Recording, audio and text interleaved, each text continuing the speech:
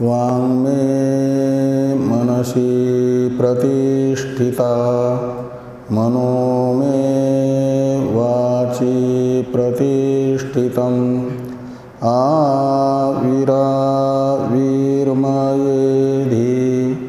वेदस्य मानिस्थ श्रुतं मे मा प्रहसि रनेना धीतेनाहोरात्रां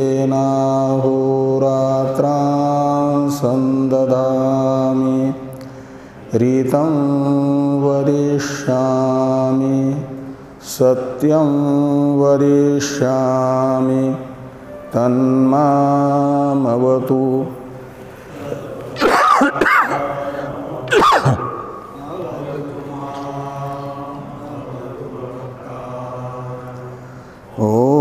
वक्तारम् ओम शांति शांति शांति ही शंकरं शंकराचार्यं केशवं बादरायणं सूत्रभाष्य कृतौ वंदे भगवन्तौ पुनः पुनः। ईश्वरो गुरुरात्मेति मूर्तिभेद विभागिने व्योमवद्व्याप्तदेहाय दक्षिणामूर्तये नमः। ओम शांति शांति शांति ही।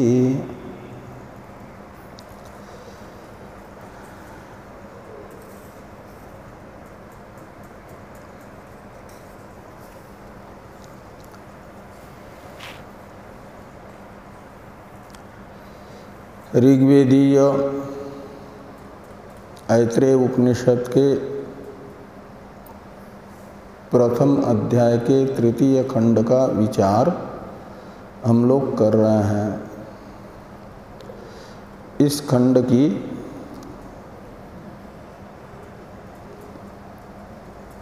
तृतीय कारिका में बताया गया था कि परमेश्वर के द्वारा विराट के सामने जो अन्न उपस्थित किया गया, उस अन्न ने अत्ता विराट का अभिप्राय जान करके विराट से दूर भागना प्रारंभ किया। अन्न को दूर जाते हुए देख करके भोक्ता ने वदन रूप व्यापार से पकड़ने का प्रयास किया। अन्न के वाचक शब्द का उच्चारण करके प्रयत्न किया कि अन्न पकड़ में आ जाए। पकड़ में अन्न नहीं आया और इस बात को वर्तमान व्यवहार से दृढ़ करते हुए तृतीय कंडिका के उत्तरार्ध में बताया गया कि यदि मूल पुरुष वदन रूप व्यापार मात्र से अन्न को पकड़ने में समर्थ होता तो आज हम भी अपने प्रिय भोज्य का नाम लेकर के ही तृप्त हो जाते, लेकिन ऐसा नहीं हो पाता। इसका अर्थ है कि मूल पुरुष में भी अन्न के नामोच्चारण मात्र से तृप्ति नहीं हुई। यही युक्ति सर्वत्र अपनाई गई। चौथी कारिका से लेकर के चौथी कंडिका से लेकर के नवम कंडिका तक के वाक्यों के द्वारा अलग अलग इंद्रियों के व्यापार से भागते हुए अन्न को पकड़ने का प्रयास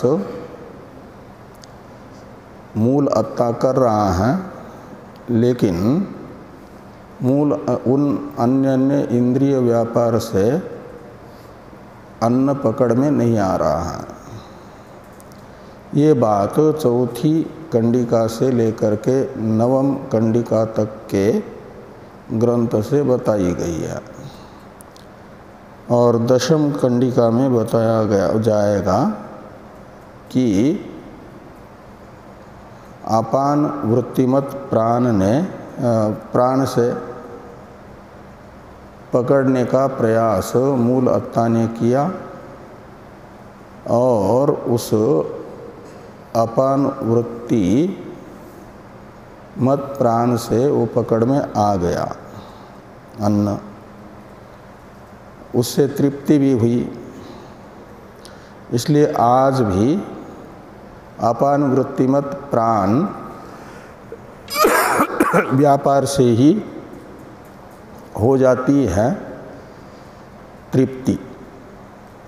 ये बात बताई जाएगी दशम कंडिका में। तो हम लोग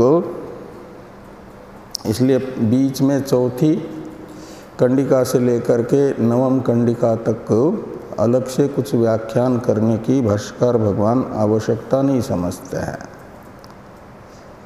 इतना मात्र कह चुके हैं समानम उत्तरम, तृतीय कंडिका के व्याख्यान रूप भाष्य के अंत में समानम उत्तरम यानी उत्तर कंडिकाओं का व्याख्यान तृतीय कंडिका के समान ही समझना। मूल में हम लोग सप्तम कंडिका तक देख चुके हैं, अष्टम कंडिका का उच्चारण किया जाए।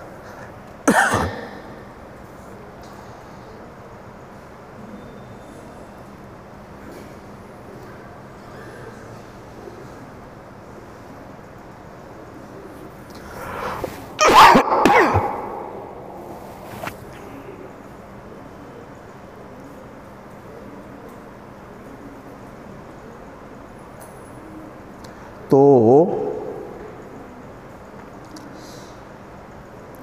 तन मनसा अजिगृक्षत ना शक्नोत मनसा ग्रहीतुम स यद हैनन मनसा अग्रहिष्यत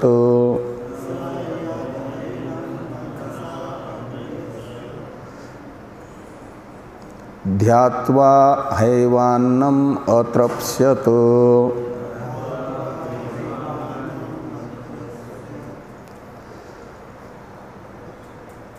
तो तत् यानी अन्नम मूल और अजिगृक्षत के कर्ता के रूप में मूल अत्ता का अध्यार कर लेना। तो उस मूल अत्ता ने यानी जो प्रथम शरीरी है, प्रथमज है विराड, उन्होंने मन से यानी मनोव्यापार से तत् यानी अन्न को अजिगृक्षत यानी ग्रहण करने की इच्छा की। विराड ने मनन रूप व्यापार से अन्न को ग्रहण करने की इच्छा की का अर्थ है जो अन्न खाने की इच्छा हुई उसका चिंतन किया और अभिप्राय रहा चिंतन करने का कि वह मेरे पकड़ में आ जाए, उससे चिंतन, उस अन्न के चिंतन मात्र से मुझे तृप्ति हो जाए। अन्न पकड़ में आया का अर्थ है खा लिया, और खाएंगे तो तृप्ति निश्चित होगी।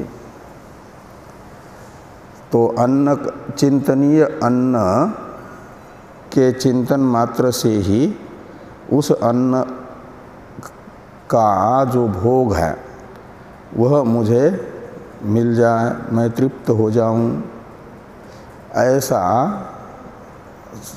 ऐसी इच्छा की लेकिन कहते हैं तन ना शक्नोत मनसा गृहीतुम स, तो स यानि वह विराड, तत् यानि अन्नम सृष्टम अन्नम, मनसा गृहीतुम न शक्नोत यानी समर्थ नहीं हुआ, न अशक्नोत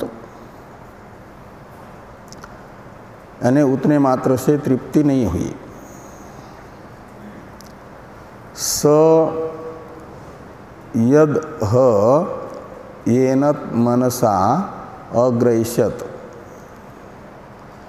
वह विराड यदि, यत यानी यदि,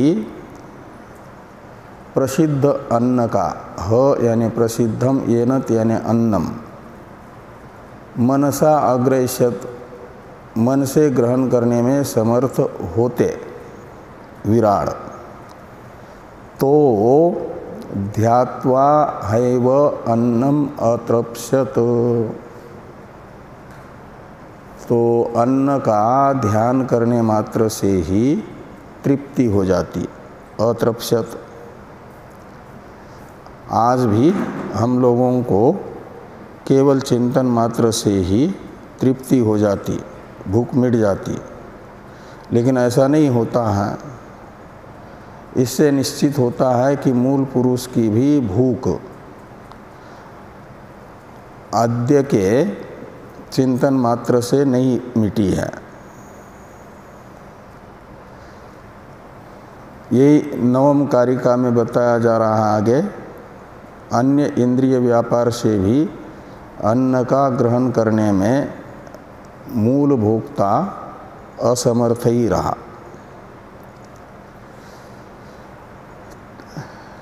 नवम कारिका का उच्चारण कर लें। तत्शिष्णेना जिघृक्षत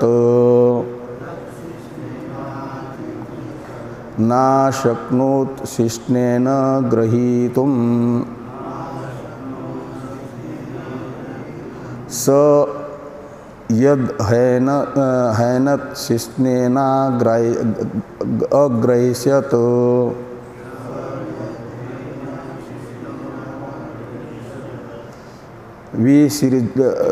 विसृज्य हैव अन्नम अतृप्स्यत,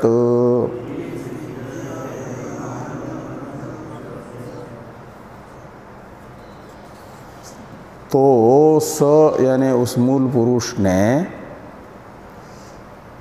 तत् यानी अन्न को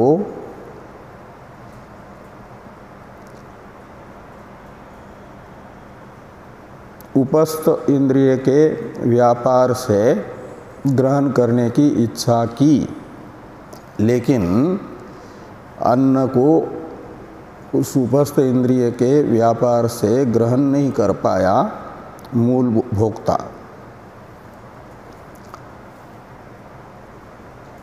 वह मूल भोक्ता यदि उस व्यापार मात्र से अन्न का ग्रहण करने में समर्थ होता, यही कहा जा रहा है कि यद यानी यदि, ह यानी प्रसिद्ध, स यानी मूल भोक्ता, येनत शिष्णेन अग्रहिष्यत, तो उपस्थ इंद्रिय के व्यापार से ग्रहण करता यदि, तो आज हम लोग भी ह यानी प्रसिद्ध अन्नम विसृज्यैव अतृप्स्यत, तो विसर्जन मात्र से, प्रसिद्ध अन्न के विसर्जन मात्र से ही तृप्ति प्राप्त कर लेते, लेकिन तृप्ति नहीं होती है।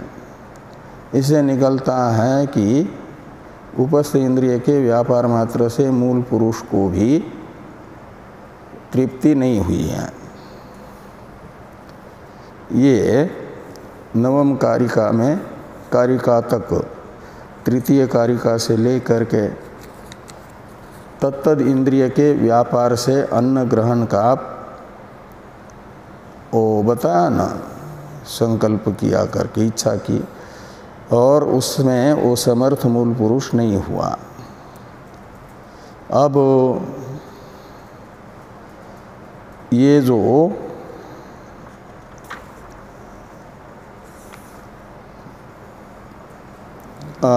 दशम कारिका है, दशम कंडिका, उसका उच्चारण कर लें।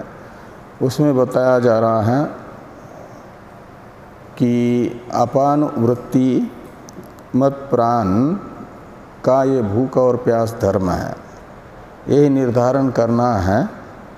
इसी अभिप्राय से यहाँ पर वो बाकी इंद्रिय व्यापार से अन्न ग्रहण में असामर्थ्य दिखाया गया मूल पुरुष में। जिस के व्यापार से अन्न ग्रहण होता है उसे कहा जाएगा मूल अत्ता, वो प्राण का। तो दशम कारिका कंडिका का उच्चारण कर लें। तद अपानेना जिघ्रिक्षत तदावयत सैसोन्नस्य ग्रहो यद्वायुरन्नायुर्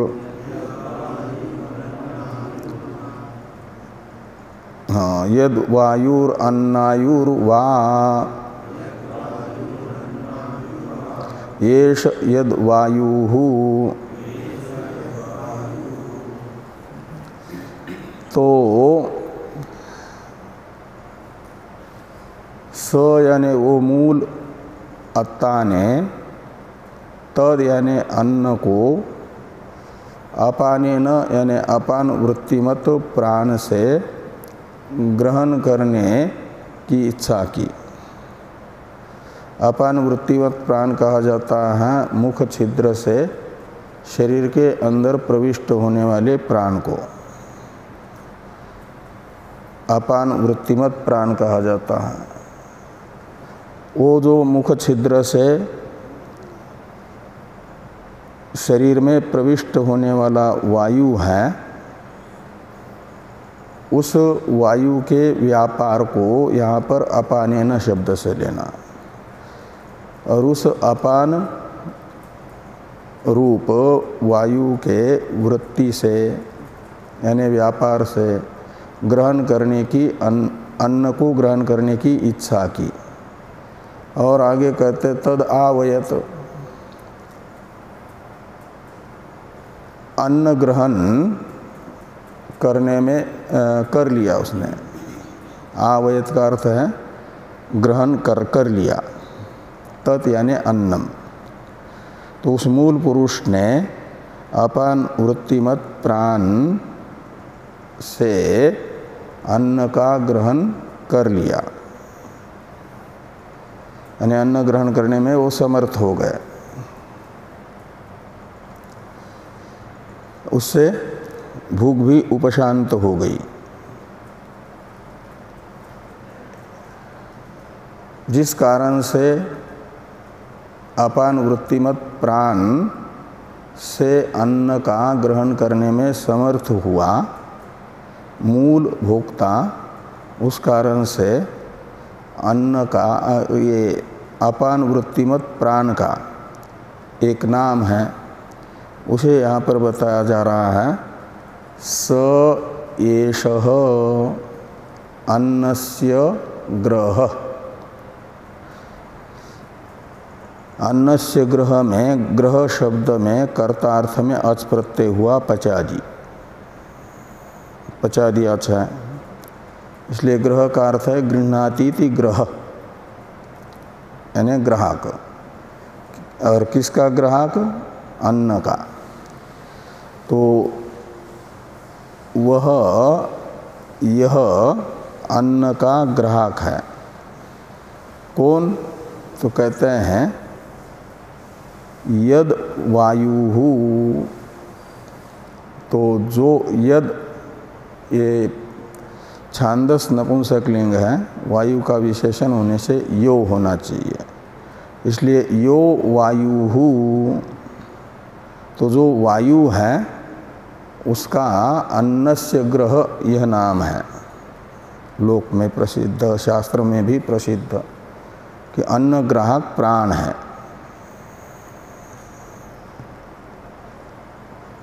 तो यह वायु स एष अन्नस्य ग्रह, ऐसा पूर्व के साथ अन्वय है। और अन्नायुर्वा येष यद वायुः, तो कहते हैं येषः अन्नायुः वै, तो वै अवधारण अर्थ में है, का अर्थ है यह वायु अन्न का अन्नायु है, यह वायु अन्नायु है।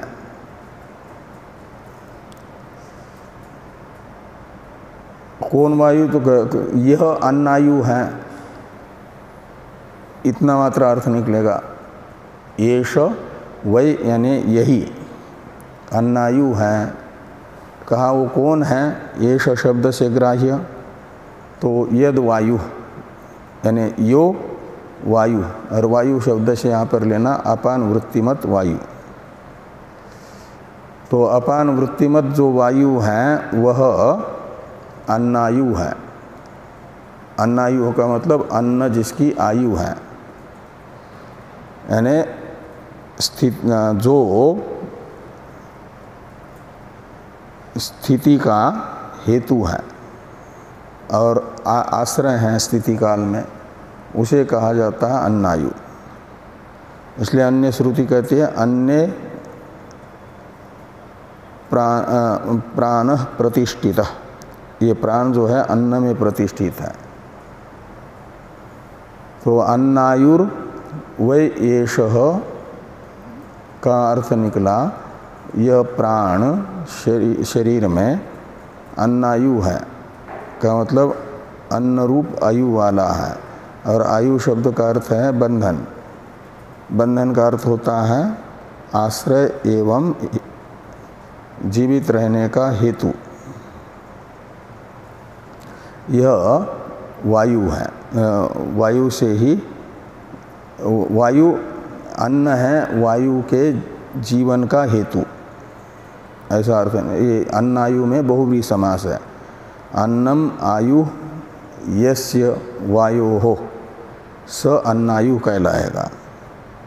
तो यह जो वायु है वह अन्नायु कहलाता है, यानी अन्न बंधन कहलाता है। अन्न बंधन कहते हैं अन्न में प्रतिष्ठित को,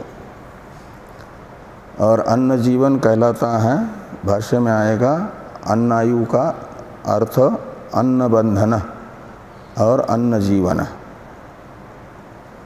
तो अन्न बंधन है, अन्न जीवन है जो, उसे कहा जाएगा अन्नायु।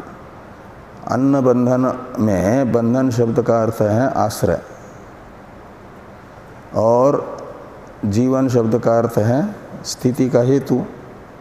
तो जो आश्रय भी है और स्थिति का हेतु भी है, उसे कहा जाता है अन्नायु।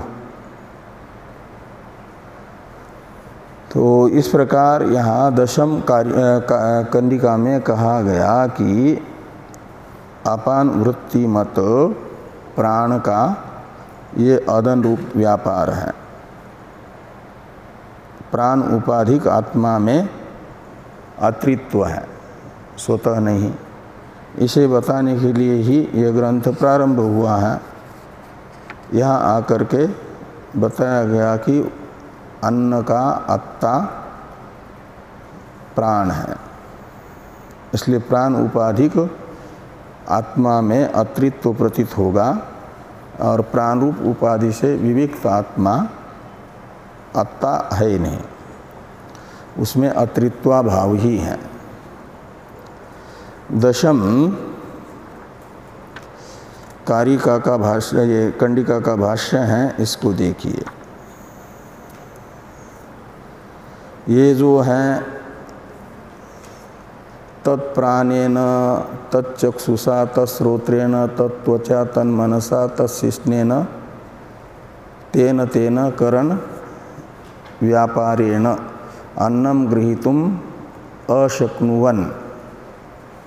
पश्चात यहाँ तक का तो ये पूर्व चौथी कंडिका से लेकर के नवम कंडिका तक के ग्रंथ से जो बात बताई गई है उसका एक वाक्य में अर्थ कर दिया भाष्यकार भगवान ने कि प्राणेन यानी घ्राण, प्राणेन का अर्थ करते हैं टीकाकार, मूल भाष्यस्थ प्राणेन का, टीका में है कि घ्राणेन अभिप्राण्यात, अभिप्राण्य आग्राह्य, और अभिप्राण्य मूल में है, मूल कंडिका में, चौथी कंडिका में है ना, अग्रहिष्यत अभिप्राण्य है व अन्नम अतृप्स्यत। यहाँ पर अभिप्राण्य शब्द आया है, उस अभिप्राण्य शब्द का अर्थ करना आग्राह्य, क्योंकि वहाँ प्राण शब्द घ्राण का वाचक है, घ्राण इंद्रिय का, क्योंकि बाह्य इंद्रिय के व्यापार से ग्रहण करने में मूल पुरुष असमर्थ हुआ, ये प्रकरण चल रहा है। इसलिए प्राण शब्द से मुख्य प्राण न लेकर के घ्राण लेना, और उस घ्राण का व्यापार है अभिप्राणन, और अभिप्राणन का मतलब है आघ्राणन। आघ्राणन का अर्थ है सूंघना, तो सूंघ करके मूल कारिका में अभिप्राण्य था, उसका अर्थ कर दिया। और इसके बाद तच्चक्षुषा तत्श्रोत्रेण तत्त्वचा तन्मनसा तत्शिष्णेन, यहाँ तक का अर्थ करते हैं कि तेन तेन करण व्यापारेण। भाष्य में भाष्यकार भगवान ने यह अर्थ कर दिया, तेन तेन करण व्यापारेण का अर्थ हुआ वो मूल में तृतीयांत इंद्रिय के वाचक शब्द हैं चक्षुषा और आपके श्रोत्रेण, त्वचा, मनसा और शिष्णेन। ये जो तृतीयांत शब्द हैं इंद्रिय के वाचक, उन इंद्रिय के वाचक शब्द से लक्षणा से उनका व्यापार लेना है। जैसे प्राणेन का अर्थ लिया आघ्राणेन, घ्राण इंद्रिय के आघ्राणन रूप व्यापार से, ऐसे चक्षुषा इत्यादि से लेना उन इंद्रियों के व्यापार को। ये कहा कि तेन तेन करण व्यापारेण। क्या हुआ उन करण व्यापार से? तो कहते अन्नम ग्रहीतुम अशक्नुवन, तो अन्न का ग्रहण करने में समर्थ नहीं हुआ। शक्नुवन का तो अर्थ है समर्थ हुआ, और अशक्नुवन का अर्थ है असमर्थ होता हुआ। अशक्नुवन क्षत्रिय प्रत्यांत है। तो वो मूल पुरुष का विशेषण बनेगा। तो मूल पुरुष तत्तद इंद्रिय व्यापार से अन्न ग्रहण करने में असमर्थ होता हुआ, पश्चात यानी सारे इंद्रियों के व्यापार से अन्न को ग्रहण करने में असमर्थ होने के बाद, अन्न का ग्रहण करने में असमर्थ होने के बाद क्या हुआ? तो कहते अपानेन, दशम कारिका में जो बताया गया था दशम कंडिका में कि अपानेन अजिघृक्षत तद आवयत, उसका अर्थ कर रहे हैं कि अपानेन वायुना मुख छिद्रेण। तो अपानेन वायुना मुख छिद्रेण, इसमें टीकाकार अन्वय बता रहे हैं कि मुख छिद्रेण का अर्थ कर रहे हैं मुखांतर्गतेन वायुना। ऐसा टीका में लिखा है ना, अपानेन इति इस प्रतीक के बाद में मुख छिद्रेण, ये पद भाष्य में है, उसका अर्थ कर दिया अंतर्गच्छता वायुना, तो मुख छिद्र से अंदर, शरीर के अंदर जाते हुए वायु के द्वारा, ये अर्थ करना अपानेन वायुना यानी मुख छिद्रेन, यहाँ तक के ग्रंथ का कि मुख छिद्र के द्वारा शरीर के अंदर प्रवेश करने वाले वायु के द्वारा, ये अपानेन का अर्थ निकलेगा। और तद अन्नम अजिघृक्षत यानी अन्न का ग्रहण करने की इच्छा की मूल पुरुष ने, और तद आवयत यानी उस अन्न का ग्रहण करने में वो समर्थ हो गए। तद आवयत का अर्थ करते हैं तत् यानी अन्नम, एवं आवयत का अर्थ करते हैं एवं जग्राह। जग्राह लिट लकार का रूप है ग्रह उपादानी धातु का, कि उपादान करने में यानी ग्रहण करने में समर्थ हो गए। और जग्राह का पर्यायवाचक बताया आशितवान यानी खा लिया, अपने अन्न का ग्रहण करने में यानी अपने अन्न को खाने में समर्थ हो गया, खा लिया अन्न अपान वृत्ति से। अब तेन स येषो इत्यादि भाष्य का अवतरण है टीका में। अन्नात्रित्वम अपि श्वसन वृत्तिमतः प्राणस्य धर्मो न आत्मनः स्वतः इति एतत् तद येनत् सृष्टं परांग इत्यादिना उक्त संदर्भस्य प्रयोजनम उपसंहरति तेन स एष इति। तो ये कहते हैं कि अन्नात्रित्वम अपि श्वसन वृत्तिमतः प्राणस्य धर्मो न आत्मनः, तो अन्नात्रित्व यह भी धर्म है किसका? श्वसन वृत्तिमतः प्राणस्य। तो श्वसन वृत्ति है मुख छिद्र से शरीरांतर प्रवेश, ये है श्वसन वृत्ति कहलाती है।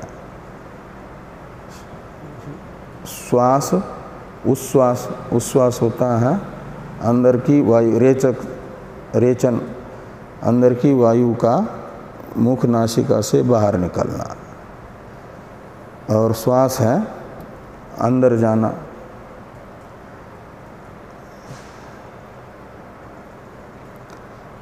पूरक। तो ये कहते हैं कि अत्रित्वम अपि श्वसन वृत्तिमतः प्राणस्य धर्म। तो श्वसन वृत्ति वाला जो प्राण, उसी का अत्रित्व धर्म है। न आत्मनः स्वतः, स्वतः आत्मा का नहीं है, यानी निरुपाधिक आत्मा का नहीं है। यदि आत्मा में प्रतीत होता है तो जैसे जल में औष्ण्य स्वतः नहीं है, लेकिन जल उष्ण प्रतीत होता है तो औष्ण्य धर्मवान अग्नि के संपर्क से। ऐसे ही जिसमें अत्रित्व है श्वसन वृत्तिमान प्राण में, उसके संपर्क से, उसके साथ तादात्म्य होने से उसका अत्रित्व धर्म आत्मा में आरोपित होता है और अपने आप को आत्ता समझना शुरू करता है, आत्ता समझ लेता है। इस अभिप्राय से कहा कि न स्वतः आत्मनः इति एतत् यानी इत्यर्थ। तद येनत् यानी इस अर्थ को बताने के लिए ग्रंथ प्रारंभ हुआ कहाँ से? तृतीय कारिका से। तो तद येनत् सृष्टम परांग इत्यादिना उक्त संदर्भस्य प्रयोजनम, ये हैं तृतीय कारिका से लेकर के दशम कारिका कंडिका तक के ग्रंथ का प्रयोजन, फल, उद्देश्य। ये उद्देश्य है और इसी उद्देश्य से ये ग्रंथ प्रारंभ हुआ था। उसे कहते हैं उपसंहरति। जो प्रयोजन बताया गया था, जिसके लिए ग्रंथ प्रारंभ हुआ था, उस प्रयोजन का उपसंहार भाष्यकार भगवान तेन स येषो इत्यादि वाक्य से कर रहे हैं। और मूल में है सैसो अन्नस्य ग्रह, इस वाक्य से उपसंहार। ये मूल वाक्य वायु को अन्न ग्राहक बता रहा है ना, अन्न ग्राहक यानी अन्न का अत्ता। तो इस प्रकार अन्नात्रित्व मूल में दिखा करके, मूल का कंडिका में प्राण में ही दिखाया गया, उसका अर्थ भाष्यकार भगवान कर रहे हैं। तेन स येषो अपान वायु अन्नस्य ग्रहो अन्न ग्राहक इति एतत्। तो स येष शब्द का अर्थ कर दिया अपान वायु, अन्नस्य ग्रह का अर्थ कर दिया अन्न ग्राहक। ये पचादि अच प्रत्यांत है, अच प्रत्यय कर्तार्थ में है ग्रह शब्द में, इसलिए अन्न ग्राहक ये अर्थ कर दिया। कहा वो अन्न ग्राहक कौन है, तो कहते हैं यद वायु यानी योर यो वायु। भाष्य में है कि जो वायु है यानी अपान नामक वायु है, वह अन्न ग्राहक है। अपान वायु को अन्न ग्राहक कहा जाता है। और ये जो वायु है, इसको अन्न बंधनम भी कहा जाता है। ये कहते हैं कि अन्नायुर वा येष यद आयु। तो अन्नायु शब्द का अर्थ करते भाष्य में भाष्यकार भगवान कि अन्न बंधन, ये अन्नायु का अर्थ कर दिया। अन्न बंधन यानी अन्न में प्रतिष्ठित होने वाला, और अन्न जीवन का अर्थ है अन्न में ही, अन्न से ही जीवित रहने वाला। ये शरीर भी अन्न है ना, अन्न का कार्य होने से उसी में प्राण प्रतिष्ठित है, इसलिए अन्न बंधन है। और शरीर में प्रतिष्ठित रहता है अन्न से ही, इसलिए उसे अन्न जीवन भी कहा जाता है। तो अन्नायु का ये अर्थ हुआ अन्न बंधन अन्न जीवन। अन्न जीवनो वै प्रसिद्धम स एष यो वायु। जो यह वायु है वह अन्न बंधन है। थोड़ी टीका है, टीका को देखिए कि येन कारणेन अपानेन अन्नाशितवान अन्नम आशितवान तेन इत्यर्थ। ये जो तेन स येषो अपान वायु इत्यादि में तेन ये तृतीयांत पद है ना, ये कारण को बताता है। तेन कारणेन,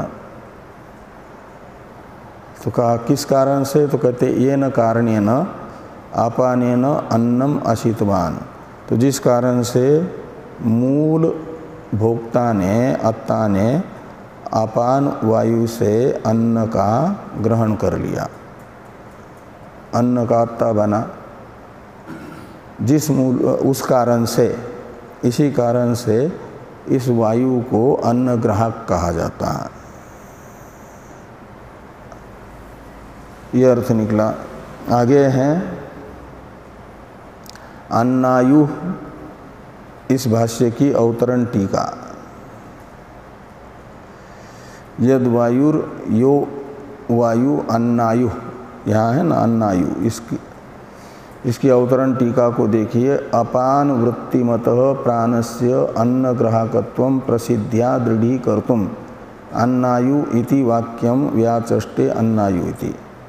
अपान वृत्ति वाला प्राण ही अन्न का ग्राहक है, इसे लोक प्रसिद्धि से दृढ़ करने के लिए, लोक प्रसिद्धि तथा शास्त्र प्रसिद्धि से दृढ़ करने के लिए अन्नायु इत्यादि मूल में वाक्य हैं और उस वाक्य का व्याख्यान भाष्यकार भगवान कर रहे हैं।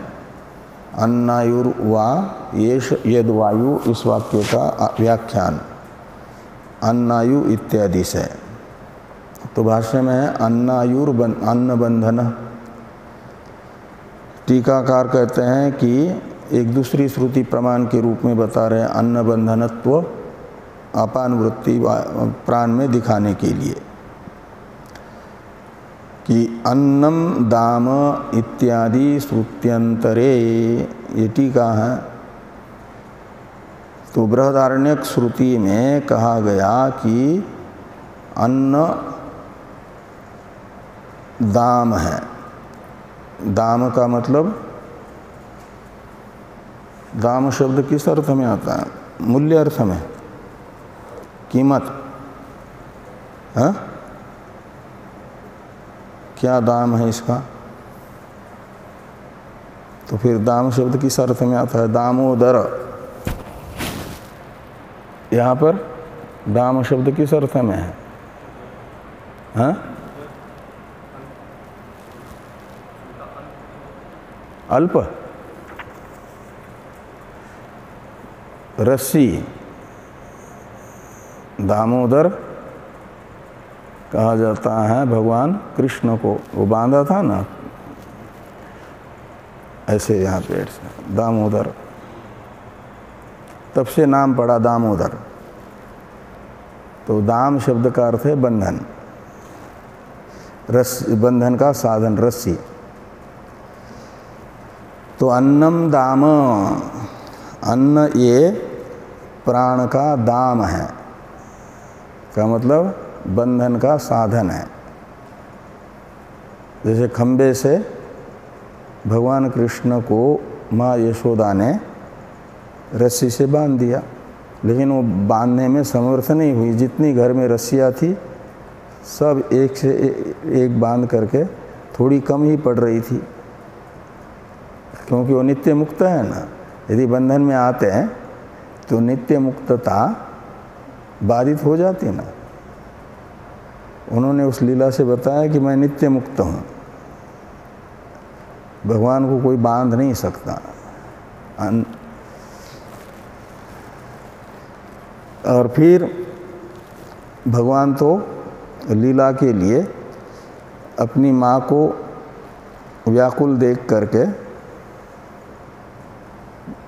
फिर बंधन में आ गए। उन्होंने अपने संकल्प से ही शरीर को छोटा कर दिया, माँ ने बांध दिया, तब से दामोदर नाम हुआ। नहीं तो वो बंधन में नहीं आते, नित्य मुक्त हैं। उपाधि बंधन में आ गई। तो अन्नम दाम, तो दाम का अर्थ है बंधन इस श्रुति में। तो प्राणस्य अन्नायुष्टवम प्रसिद्धम, तो बृहदारण्यक श्रुति में अन्नम दाम बता करके प्राण में अन्नायुष्टव प्रसिद्ध हैं ये बताया, यानी शास्त्र प्रसिद्धि बताई। इसलिए यहाँ पर भी कहा कि यो वायु, यो एष वायु स अन्नायु, ऐसा अन्वय करना मूल में। तो अन्नायु का अर्थ हुआ अन्न बंधन, उसका भी अर्थ हुआ अन्न जीवन। वो अन्न जीवन है, का मतलब अन्न से ही शरीर में प्रतिष्ठित रहता है। अन्न जीवनो वै प्रसिद्धम स एष यो वायु। इस प्रकार ये जो दशम कारिका है, दशम कंडिका, इसका विचार भाष्य में संपन्न हुआ। अब एक प्रकार से एक अवान्तर प्रकरण भी पूरा हुआ। ये दिखाना था कि आत्मा में स्वतः अतृत्व नहीं है।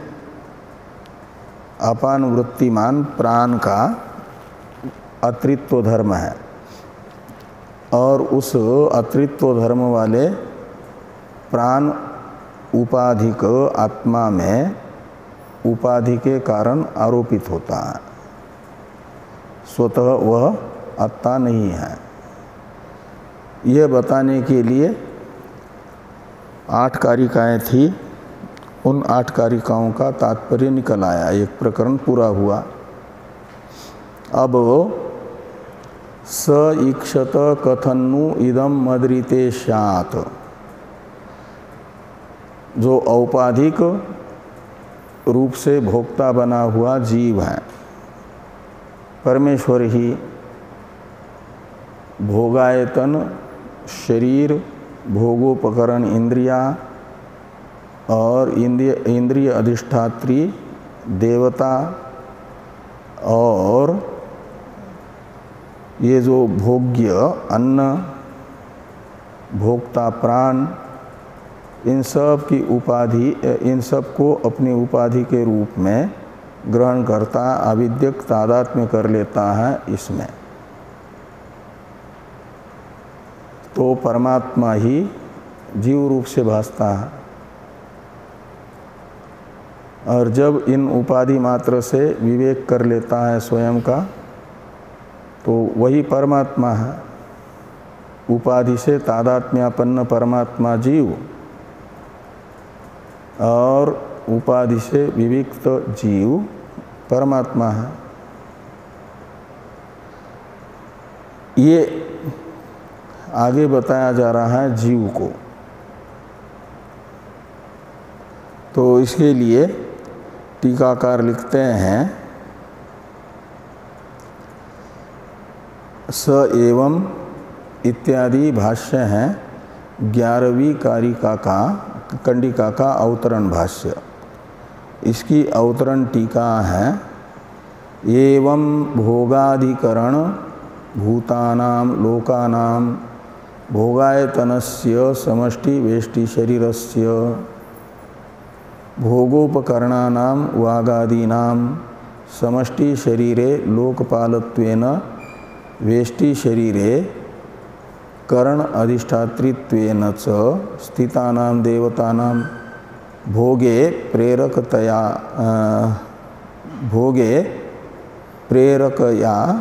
प्रेरकयोः अश्नाया पिपासयोः तत्प्रयुक्तस्य करणनिष्ठस्य शब्दादि विषय ग्रहण लक्षणस्य भोगस्य अपानुवृत्तिमत् प्राण निष्ठस्य अन्नपान ग्रहण लक्षणस्य च भोगस्य आत्मनः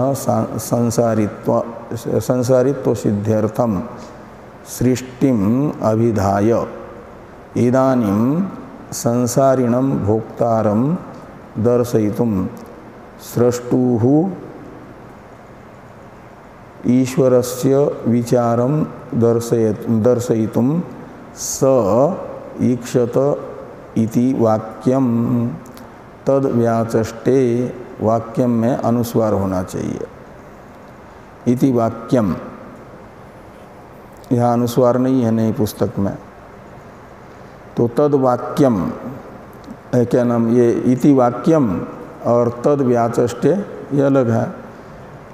यह वाक्य इसके लिए है और उस वाक्य की व्याख्या स एवं इत्यादि से भाष्यकार भगवान कर रहे हैं। तो जितने षष्ट्यंत पद हैं ना यहाँ पर शुरू से, भोगादिकरण भूतानाम, इसका अन्वय है सृष्टिम अभिधाय के साथ। भोगाधिकरण भूतानाम सृष्टिम अभिधाय, भोगाधिकरण भूतानाम लोकानाम, ये लोकानाम का विशेषण होने से भोगाधिकरण भूतानाम लोकानाम सृष्टिम अभिधाय के साथ अन्वय करना।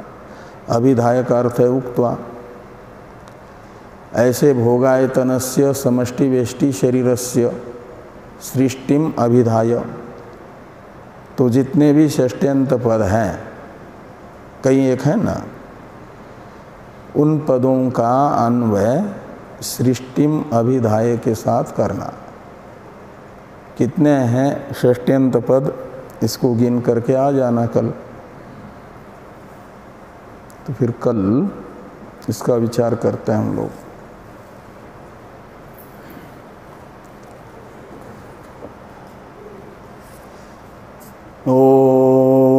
शन्नो मित्रः शं वरुणः शन्नो भवत्वर्यमा शन्न इन्द्रो बृहस्पतिः शन्नो विष्णुरुक्रमः नमो ब्रह्मणे नमस्ते वायो त्वमेव प्रत्यक्षं ब्रह्मासि त्वामेव प्रत्यक्षं ब्रह्म वदिष्यामि ऋतं वदिष्यामि सत्यं वदिष्यामि तन्मामवतु तद्वक्तारमवतु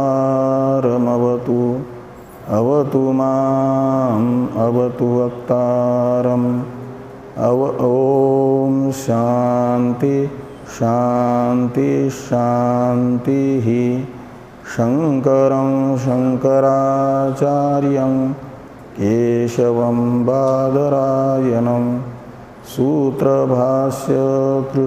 वन्दे भगवन्तौ पुनः पुनः ईश्वरो गुरुरात्मेति मूर्तिभेदविभागिने व्योमवद्व्याप्तदेहाय दक्षिणामूर्तये नमः। ॐ शान्ति शान्ति शान्तिः।